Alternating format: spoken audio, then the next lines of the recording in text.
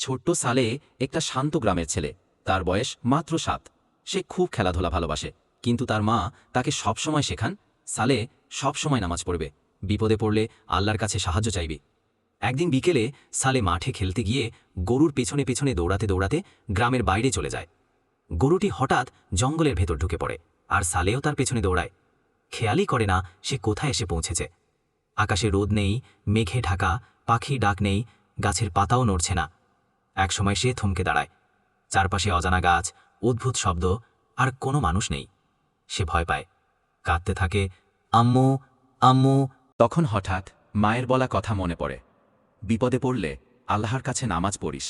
সে হাত মুখ ধুয়ে, পানি ছিল কাছের ছোট ঝর্ণা থেকে, ছোট্ট একটি খালি জায়গায় দাঁড়ায়। কিবলা দিকে মুখ করে 2 রাকাত নামাজ পড়ে। নামাজ শেষে সে বলে, হে আল্লাহ, আমাকে বাঁচিয়ে দাও, আমি ভয় পাচ্ছি। কিছুক্ষণের মধ্যেই একজন গরুর রাখার লোক পাশ দিয়ে যাচ্ছিল। সে সালেহকে দেখে অবাক হয়ে জিজ্ঞেস করে, তুমি এখানে কি করছো ছোট্ট ভাই? সালে বলে, আমি পথ হারিয়ে ফেলেছি। লোকটি বলে, চলো আমি তোমাকে বাড়ি পৌঁছে দিই। সালে বাড়ি ফিরে আসে। মা তাকে জড়িয়ে ধরে কাঁদতে কাঁদতে বলে, তুমি নামাজ পড়েছিলে বলেই আল্লাহ তোমাকে ফিরিয়ে দিয়েছেন। আল্লাহ আমাদের কখনো ছেড়ে দেন না।